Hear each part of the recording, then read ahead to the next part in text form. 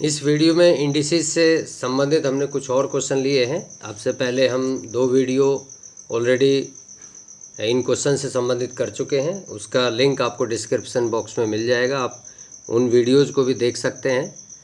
और इस वीडियो में हम फॉर्मूले रिवाइज नहीं कर रहे हैं, हम डायरेक्ट इस वीडियो में क्वेश्चन सॉल्व कर रहे हैं। ये हमारे इंडिसेस से संबंधित 3rd वीडियो है। तो देखिए, अगला एक क्वेश्चन आपको गिवन है जो स्क्रीन पर है, और इसी क्वेश्चन को आज हम यहाँ सॉल्व करेंगे और कुछ और क्वेश्चन लेंगे जो डिफरेंट टाइप के क्वेश्चन होंगे इंडिसेस से संबंधित। तो देखिए क्वेश्चन क्या है। यहाँ पर गिवन है आपको a⁻x b⁻y = c⁻z, ये आपको गिवन है।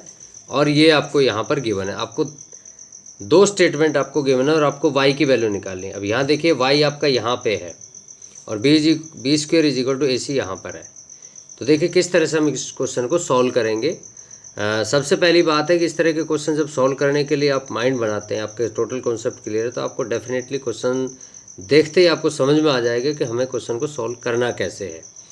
तो हम जो वीडियो में हमारी कोशिश होती है कि क्वेश्चन को सॉल्व कैसे करना है, कैसे उसको समझना है, यही आपको समझाने का एक प्रयास हमारा रहता है कि आप उसको करना सीख जाएं। और धीरे धीरे, क्योंकि कहा जाता है कि प्रैक्टिस ही एक आदमी को परफेक्ट बनाती है, तो डेफिनेटली आप प्रैक्टिस करेंगे तो आप परफेक्ट हो जाएंगे। और क्योंकि क्वेश्चंस कभी भी कोई आखिरी नहीं होता है, हमेशा जब भी कॉम्पिटिटिव एग्ज़ाम हम देने जाते हैं तो हमेशा हमें न्यू क्वेश्चंस मिलते हैं, लेकिन कॉन्सेप्ट अगर हमारे क्लियर होते हैं तो डेफिनेटली हमारे क्वेश्चंस का आंसर सही आता है। तो इस तरह से बहुत सारे वीडियोज़ में बहुत सारे डिफरेंट क्वेश्चंस आपको मिलेंगे। तो हमने भी बहुत सारे क्वेश्चंस इस तरह से अलग अलग जगह से, अलग अलग एग्जामिनेशन से हमने क्वेश्चंस उठाए हैं, काफ़ी इंपॉर्टेंट क्वेश्चंस हैं। तो इस वीडियो को आप लास्ट तक देखिए और हमारे YouTube channel Harish sir maths को आप सब्सक्राइब कर लीजिए। देखो किस तरह से हम इस क्वेश्चन को करेंगे, पहले देख लेते हैं। तो देखिए इस क्वेश्चन को हम किस तरह से सॉल्व करेंगे। यहाँ पर ये तीनों वैल्यूज़ हैं और तीनों वैल्यूज़ में a⁻x कुछ भी कॉमन नहीं है। तो हम क्या करेंगे, इसको किसी एक नंबर के इक्वल ले लेते हैं, कोई वेरिएबल लेट कर लेते हैं।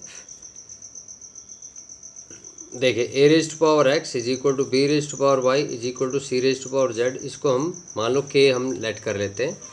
तो यहाँ से a की वैल्यू निकाल लीजिए। a⁻x अगर आपका k होगा तो a की वैल्यू क्या आएगी, a की वैल्यू आएगी k⁻1/x। इस तरह से हम लिखेंगे।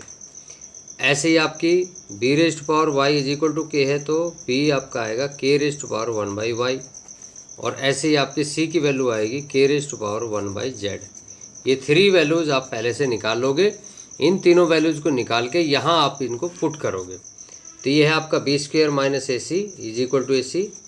यहाँ पर b² मीन्स ये वैल्यू, इसका होल स्क्वायर करोगे तो ये हो जाएगा b मीन्स k⁻1/y, और इसकी पावर जब आप 2 करोगे तो ये हो जाएगा 2/y = ac।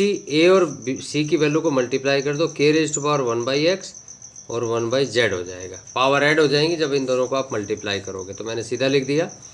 अब देखो यहाँ बेस सेम है, k यहाँ भी k है बेस में, और यहाँ भी बेस k है, 2/y और 1/x + 1/z, ये दोनों पावर हैं तो पावर सेम हो जाएंगी और यहीं से आपका y निकल आएगा। 2/y = 1/x + 1/z। अब क्या करेंगे, एलसीएम ले लेंगे। एलसीएम ले लो आप। एलसीएम लेते क्या होगा, क्वेश्चन का आंसर आ जाएगा। x z एलसीएम आया तो ये होगा z + x, और ये है 2/y। क्रॉस मल्टीप्लाई कर दो तो ये हो जाएगा y, क्रॉस मल्टीप्लाई किया, इसको इधर ले आओ, उसको उधर ले जाओ। तो हम क्या करेंगे, y को यार इसका रेसिप्रोकल कर दो, y को 2/y को y/2 लिख दो, और x z को ऊपर लिखो और z + x को नीचे लिख दो। रेसिप्रोकल कर दिया। अब 2 को इधर ले जाओ तो ये हो जाएगा y = 2xz / z + x। इस तरह से हम इस क्वेश्चन को सॉल्व कर सकते हैं। तो ये क्वेश्चन कोई मुश्किल क्वेश्चन नहीं है, लेकिन हमेशा कोई ना कोई नई चीज़ आपको अलग क्वेश्चंस में दिखाई देगी, मिलेगी। तो उसी तरह के क्वेश्चंस हमारे घूमते रहते हैं, चलता रहता है। तो देखिए अगले क्वेश्चन के लिए चलते हैं। अगला क्वेश्चन क्या है, नेक्स्ट। अब देखिए नेक्स्ट क्वेश्चन हमने जो लिया है वो पिछले क्वेश्चन जैसा है, लेकिन उसमें जो निकालना है वो पिछले क्वेश्चन जैसा नहीं है। गिवन है वो थोड़ा थोड़ा सेम टू सेम लगता है। तो इस क्वेश्चन को हम किस तरह से सॉल्व करेंगे, यहाँ 2⁻x है, यहाँ 3⁻y है, यहाँ 6⁻−z है। आप ये भी देख रहे हैं कि यहाँ जो बेस हैं वो डिफरेंट डिफरेंट है और एक बेस को दूसरे बेस की फॉर्म में कन्वर्ट नहीं किया जा सकता, क्योंकि 6 को 3 × 2 तो लिख सकते हो, लेकिन 3 या 2 फॉर्म में नहीं लिख सकते। तो 2 को 3 के फॉर्म में नहीं लिख सकते, 3 को 2 के फॉर्म में नहीं लिख सकते। इस तरह से आप पिछले जो क्वेश्चन हमने किए थे दूसरे वीडियो में, तो ये उन जैसा क्वेश्चन नहीं है, थोड़ा डिफरेंट क्वेश्चन है। इसको हम देखो किस तरह से, इसको पिछले क्वेश्चन की तरह हम इसको k लेट कर लेते हैं। 2⁻x = k और यहाँ 3⁻y = k और यहाँ 6⁻−z = k। हमने तीनों वैल्यूज को k की फॉर्म में k इक्वल लिया। तो यहाँ 2 हो जाएगा आपका k⁻1/x, 3 हो जाएगा k⁻1/y और 6 हो जाएगा k⁻1/z का जगह z हो जाएगा यहाँ पे। ये ध्यान रखना, नहीं 1/z हो जाएगा। ये इस तरह से हो जाएगा। रेसिप्रोकल तो होगा लेकिन माइनस इसके साथ रहेगा, इस तरह से आपको ध्यान रखना है। अब देखिए कि 6 को हम क्या लिख सकते हैं, 6 को हम 3 × 2 लिख सकते हैं। क्या लिख सकते हैं, 3 × 2। अब यहाँ से हमारा क्वेश्चन शुरू होगा। यह है 3 × 2 = k⁻−1/z। अब 3 और 2 की वैल्यू ऑलरेडी आपको गिवन है, ये आपकी 2 की वैल्यू है और ये आपकी 3 की वैल्यू है। 2 और 3 की ये दोनों वैल्यू जो k की फॉर्म में है यहाँ पर हम पुट करेंगे। यहाँ रखेंगे k⁻1/x और यहाँ रखेंगे k⁻1/y = k⁻−1/z। अब यहाँ देखो मल्टीप्लाई हो रहा है, k बेस है और 1/x 1/y पावर है, तो पावर आपस में ऐड हो जाएंगी। k⁻1/x + 1/y = k⁻−1/z। अब देखो दोनों बेस आपका सेम है और पावर आपकी डिफरेंट डिफरेंट है और बीच में इक्वल का साइन है, तो क्या होगा, बेस से बेस कैंसिल आउट हो जाएगा और पावर आपकी इक्वल आ जाएगी 1/x + 1/y = -1/z। अब ये -1/, क्योंकि हमें जो प्रूव करना है वो है 1/x + 1/y + 1/z = क्या होगा। तो क्वेश्चन हमारे पास जो हमें निकालना है वो यहीं इसके अंदर छुपा हुआ है। 1/z को हम इधर ले आते हैं, 1/x + 1/y और ये जो नेगेटिव है इधर हो जाएगा 1/z और = यहाँ क्या बचेगा, 0 बचेगा। तो इस तरह से हमने क्या किया, क्वेश्चंस को सॉल्व किया। तो इन तीनों को k के फॉर्म में लेट किया, k के फॉर्म में लेट करके 2, 3 और 6 की वैल्यू निकाली। अब 6 क्योंकि 3 × 2 होता है, तो यहाँ से 2 और 3 की जो वैल्यू k की फॉर्म में है वो हमने पुट की और यहीं से आपका k से k कैंसिल हो गया और y, ये जो स्टेटमेंट जो हमें निकालनी थी वो आपका आंसर आ जाएगा। तो इस तरह से इस वीडियो में दोनों ही क्वेश्चन पिछले वीडियो से डिफरेंट क्वेश्चंस हैं। और भी कुछ क्वेश्चन लेते हैं, देखते हैं क्या है। अब देखिए एकदम डिफरेंट क्वेश्चन है ये। इसको किस तरह से आपको क्वेश्चन को देखते ही समझ में आ रहा होगा कि हम किस तरह से इस क्वेश्चन को सॉल्व करेंगे। 2⁻1/4 है, -1 है, 2⁻3/4 है, +2⁻1/2 +2⁻1/4 +1 है। तो देखिए इस तरह का जो क्वेश्चन होता है, हमें इसमें कुछ कॉमन चीज़ें ढूंढ लेनी पड़ती है कि उसमें कॉमन पार्ट क्या है और उस कॉमन पार्ट को समझ के फिर हम इसको सॉल्व करेंगे। क्योंकि हम इस तरह के क्वेश्चंस अक्सर करते रहते हैं, क्योंकि हमें इसलिए पता है कि हमें ये क्वेश्चन कैसे सॉल्व करना है। तो जो हमारे स्टूडेंट्स हैं जो फर्स्ट टाइम इंडिसेस के क्वेश्चन सॉल्व कर रहे हैं, तो वो भी इस तरह के क्वेश्चंस को थोड़ी पहचान कर लें कि किस तरह से इस तरह के इसके क्वेश्चन सॉल्व करते हैं। तो 2⁻1/4, ये जो 1/4 है इनके अंदर सभी के अंदर छुपा है, 1, 2, 3 और इसके अंदर। तो यहाँ से हम क्या करेंगे, 2⁻1/4 को हम x लेट कर लेते हैं। क्या लेट करेंगे, x लेट करेंगे और इसको x की फॉर्म में कन्वर्ट करेंगे। ये हो जाएगा हमारा x-1, ये हो जाएगा x⁻1/4 को हटा दो, x⁻3 हो जाएगा और यहाँ 1/4 ये हो जाएगा x⁻2, क्योंकि 1/4 को जब हम 2 से मल्टीप्लाई करेंगे तो 1/2 आता है, 1/4 को जब हम 3 से मल्टीप्लाई करेंगे तो 3/4 आता है और बाकी सब हो गया। ये आपका xi और ये +1 एज इट इज़। अब आप देखोगे कि यहाँ आपको फैक्टर दिखाई दे रहे हैं, ये फैक्टर फॉर्म बनेगी यहाँ पे।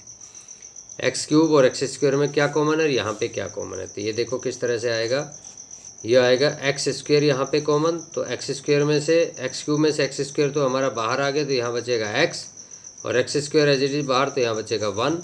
प्लस में इन दोनों में कुछ भी कॉमन नहीं तो 1 कॉमन लिखेंगे और x प्लस 1। ये ध्यान रखना, जब भी हम फैक्टर अप्लाई करते हैं तो ये फैक्टर हमारे सेम होने चाहिए। तो यहाँ पर ये और ये इन दोनों फैक्टर में हमारा x प्लस 1 कॉमन आया और अंदर क्या बचा, यहाँ पे एक्स स्क्वायर, यहाँ पे हमारे पास बचा 1, ये आ गया। अब हमारे पास क्या हुआ, 3 फैक्टर्स हमारे आ गए। क्या आ गए, 3 फैक्टर्स हमारे आ गए। लेकिन हमें तो x की वैल्यू नहीं, हमें तो ये वैल्यू चाहिए कि ये वैल्यू क्या है। अब देखो इसको सॉल्व करेंगे, ये इन दोनों को आप सॉल्व कीजिए, a plus B A minus B, आपने आइडेंटिटी पढ़ी होगी, a प्लस बी और a minus B is equal to क्या होता है, A square minus B square. ये आइडेंटिटी है, अलजेब्रिक आइडेंटिटी, बीजगणित में हमारी ये आइडेंटिटी दी हुई है। इन आइडेंटिटीज को हमें याद रखना है। अब देखो ये दोनों मिलके क्या हो जाएगा, एक्स स्क्वायर माइनस 1 बनेगा और ये हमारा एक्स स्क्वायर प्लस 1 पहले से गिवन है। अब इसमें फिर से ये वाली आइडेंटिटी लगाओ, ये है आपका a minus B A plus B, A minus B A plus B. A का मतलब यहाँ एक्स स्क्वायर है, ए का मतलब क्या है, यहाँ पे एक्स स्क्वायर है। तो ये हो गया ए स्क्वायर मतलब एक्स स्क्वायर का स्क्वायर, इस तरह से आप लिखोगे, A square minus B square मतलब 1 का स्क्वायर, ऐसे A square minus B square मतलब X raise to power 4 minus 1, ऐसा आप लिख लोगे। अब देखो x को हमने क्या लेट किया था, x को हमने लेट किया था 2 raise to power 1/4, 2 raise to power 1/4। तो यहाँ x की जगह आप पुट कर दो, 1/4 रेज टू पावर 4 माइनस 1। तो यहाँ 1/4 रेज टू पावर 4, नहीं सॉरी गलत लिख दिया, ये है 2 raise to power 1/4 raise to power 4, ऐसे लिखेंगे, 2 raise to power 1/4 raise to power 4, क्योंकि x की वैल्यू क्या है, 2 रेज टू पावर 1/4, इस पावर से पावर कैंसिल हो जाएगी, यहाँ बचेगा 2 माइनस 1, तो आंसर क्या आएगा आपका 1 आ जाएगा। तो ये क्वेश्चन आपका थोड़ा सा मुश्किल क्वेश्चन है पिछले क्वेश्चंस के कंपेयर में, लेकिन मुझे नहीं लगता कि इतना भी मुश्किल हो कि समझ में ना आए। एक बार 2 बार करने से क्वेश्चंस आसानी से सॉल्व हो जाता है। तो इसमें हमें क्या करना है, 2 रेज टू पावर 1/4 को हमें x लेट करना है। तो ये हो गया x minus 1 x cube x square x plus 1। ये इस फॉर्म में जब लिख लोगे तो यहाँ पे एक्स स्क्वायर कॉमन तो x प्लस 1 आएगा, यहाँ 1 कॉमन तो x प्लस 1 आएगा, फिर x प्लस 1 दोनों कॉमन, दोनों में से ये x प्लस 1 फैक्टर कॉमन आएगा तो यहाँ बचेगा एक्स स्क्वायर, यहाँ बचेगा 1, ये हो गया। अब इन दोनों को मिला के ए स्क्वायर माइनस बी स्क्वायर का फॉर्मूला बनेगा, ये वैल्यू एज इट इज लिखेंगे। फिर इन दोनों को मिला के ए स्क्वायर माइनस बी स्क्वायर का फॉर्मूला ए एक्स 4 माइनस 1 आ जाएगा। अब यहाँ पे x की वैल्यू पुट करनी है जो हमारी थी 2 रेज टू पावर 1/4। जैसे हम 2 रेज टू पावर 1/4 पुट करेंगे तो पावर से power cancel, 2 raise to power 1 और 2 रेज टू पावर 1 2 होता है, तो 2 माइनस 1 1 आपका आंसर आएगा। तो इस तरह से हम इस क्वेश्चन को ईजिली सॉल्व कर सकते हैं। आपको ये क्वेश्चन समझ में आ गया होगा। नेक्स्ट क्वेश्चन के लिए आगे बढ़ते हैं। अब देखिए नेक्स्ट क्वेश्चन आपकी स्क्रीन पर है, 1/5 raise to power 3y is equal to 0.008। ये आपको गिवन है और ये कहता है find the value of this, मतलब 0.25 की पावर y है, ये आपको वैल्यू निकालनी है। इसका मतलब है यहाँ से आपको y निकालना पड़ेगा और फिर y यहाँ पुट करके तब इसकी वैल्यू आप निकालोगे। तो आपको जो गिवन है वो है सॉल्यूशन में 1/5 raise to power 3y is equal to 0.008, ये आपको गिवन है, ठीक है। तो हम क्या करेंगे, 0.0 इसका डेसिमल हम हटा लेते हैं और 1/5 रेज टू पावर 3y इसको हम लिख सकते हैं 8/1000, इस तरह से हम लिख सकते हैं 8/1000। अब देखो इससे हम इसको कैंसिल भी कर सकते हैं, तो कैंसिल कर दीजिए, कितना आएगा, 8 से हम इसको कैंसिल करेंगे तो 8 8 एकम 8, तो 8 से जब हम डिवाइड करेंगे 1000 को तो 125 आपका आएगा। तो 125 को आपको लिखना पड़ेगा 1 raise to power 5 3y is equal to 1/125 को लिख सकते हैं हम 5 रेज टू पावर 3, इस तरह से लिख सकते हैं। तो 1/5 रेज टू पावर 3y और इसको भी 1/5 की फॉर्म में लिखें तो रेज टू पावर 3 ऐसे लिख सकते हैं हम। अब देखो बेस आपका सेम हो गया और बीच में इक्वल का साइन है तो पावर इक्वल होगी, तो 3y इज इक्वल टू 3 आ गया। इसका मतलब क्या है, y आपका क्या आना चाहिए, 1 आना चाहिए। जब y आपका 1 आ जाएगा तब यहाँ पे आप आ जाओ। तो y 0.25 रेज टू पावर 1, तो 0.25 ही आपका आंसर आना चाहिए, यही आपका आंसर होगा।